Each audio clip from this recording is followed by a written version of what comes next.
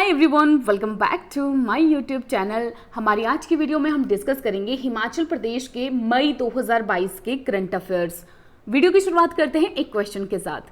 हिमाचल प्रदेश के किस जिले में ग्रीन फील्ड हवाई अड्डे का निर्माण हो रहा है? नीचे दिए गए हुए ऑप्शंस में से राइट आंसर कौन है ये आप मुझे कॉमेंट सेक्शन में बताओगे, नहीं तो वीडियो के लास्ट में इसका आंसर मैं आप लोगों को बता ही दूंगी।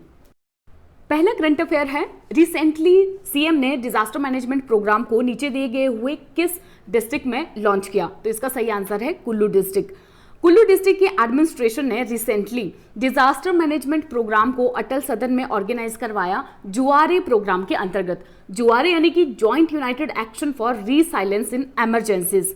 जुआरे प्रोजेक्ट जो है बेसिकली एक कम्युनिटी पार्टिसिपेशन प्रोग्राम है, यानी कि जो हमारे स्टेट का डिजास्टर मैनेजमेंट सिस्टम है ये उसको स्ट्रेंथन करने के लिए एक स्टेप उठाया गया है।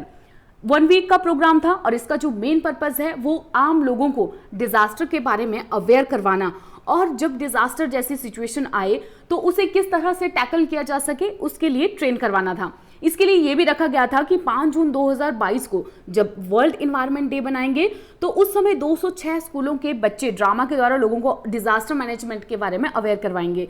क्योंकि ये वीडियो बन रही है 5 जून 2022 के बाद, तो अभी जब हाल ही में 5 जून को वर्ल्ड इन्वायरमेंट डे मनाया गया तो इस चीज को सफलतापूर्वक किया गया। 206 स्कूलों के बच्चों ने अच्छे से पार्टिसिपेट किया और लोगों को ड्रामा के द्वारा डिजास्टर मैनेजमेंट के बारे में अवेयर भी करवाया।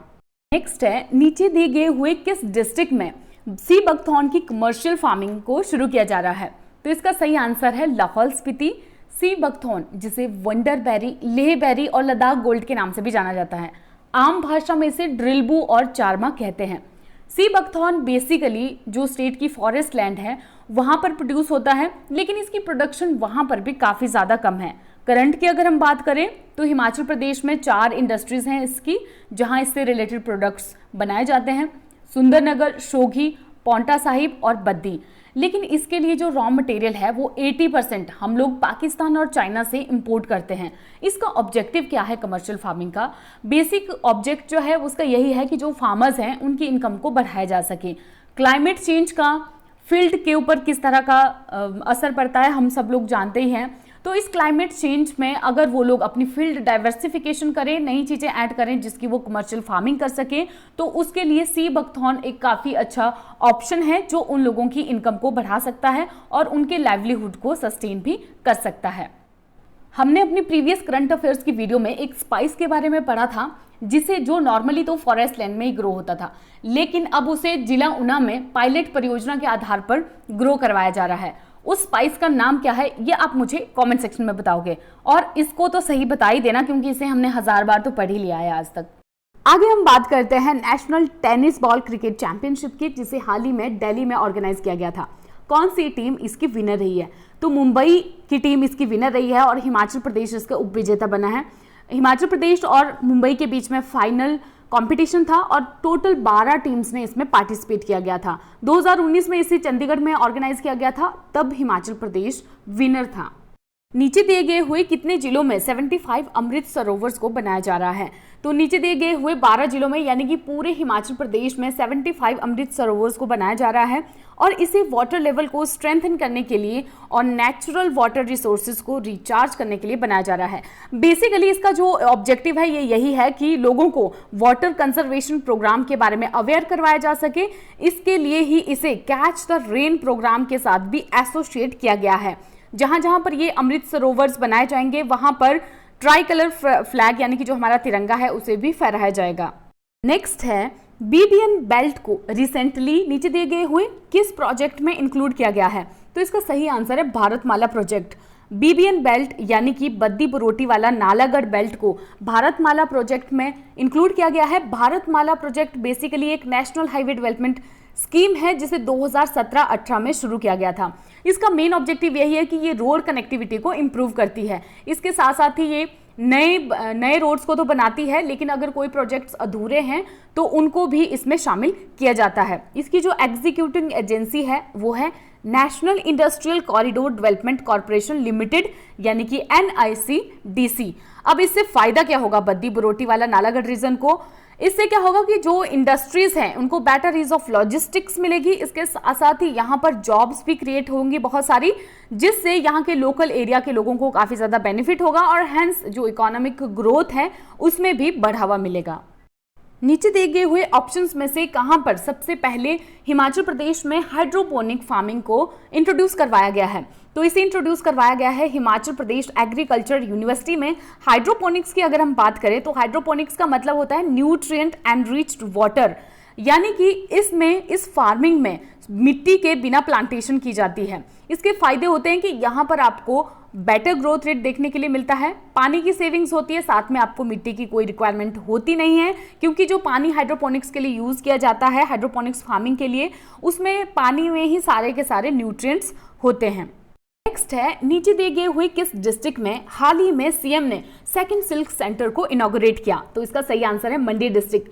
मंडी डिस्ट्रिक्ट के सिराज असेंबली कॉन्स्टिट्यूएंसी के थुनाग में सेकंड सिल्क सेंटर यानी कि रेशम बीज उत्पादन केंद्र का इनॉग्रेशन किया गया।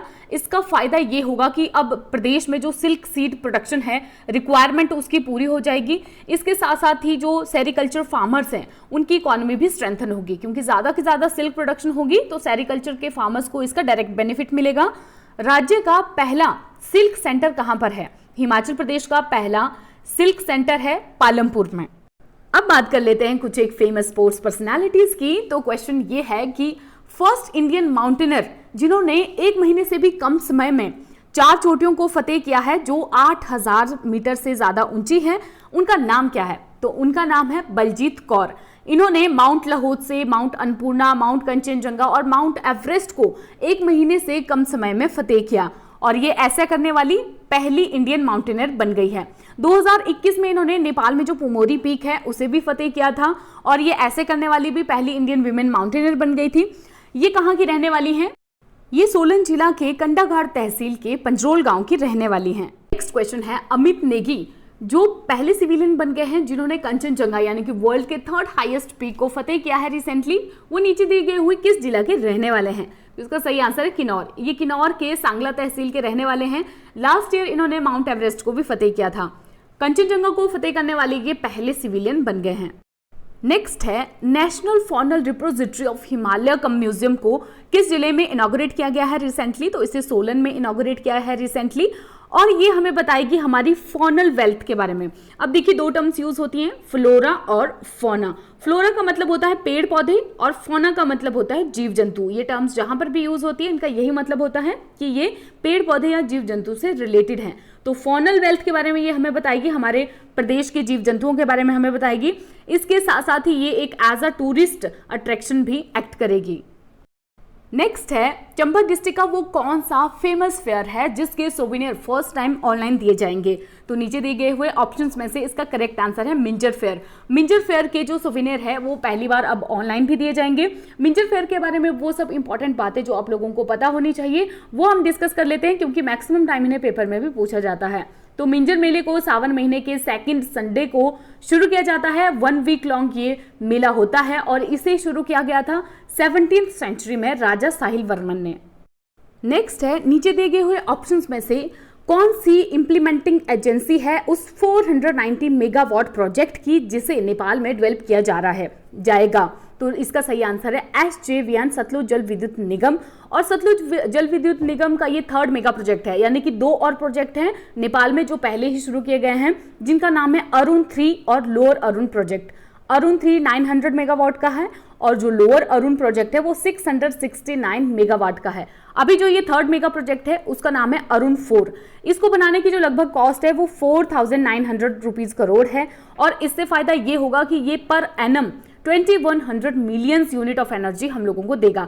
इसके लिए रिसेंटली लुम्बिनी में, नेपाल में जो लुम्बिनी जगह है वहां पर पीएम मोदी और पीएम शेर बहादुर देउबा के प्रेजेंस में MOU भी साइन किया गया था। लुम्बिनी एक बहुत ही फेमस प्लेस है जिसे खासकर एक रिलीजन के जन्मदाता के साथ जोड़ा जाता है। अगर आप लोगों को याद आ रहा होगा तो प्लीज कमेंट सेक्शन में मुझे जरूर बताएं कि किस फेमस रिलीजन के जन्मदाता के साथ इस प्लेस का गहरा नाता है। नेक्स्ट है तीर्थन एंड जीवी वैली, जिन्होंने रिसेंटली स्पेशल कैटेगरी स्टेटस की डिमांड की है, वो नीचे दिए गए हुए किस जिले में लोकेटेड है? तो इसका सही आंसर है कुल्लू। तीर्थन एंड जिबी वैली ये बहुत अच्छी टूरिस्ट डेस्टिनेशंस भी हैं। इन्होंने रिसेंटली स्पेशल कैटेगरी स्टेटस की डिमांड की है ताकि इन जगहों की और से और ज़्यादा डेवलपमेंट हो और इन्हें बहुत अच्छी टूरिस्ट डेस्टिनेशंस के तौर पर डेवलप किया जा सके।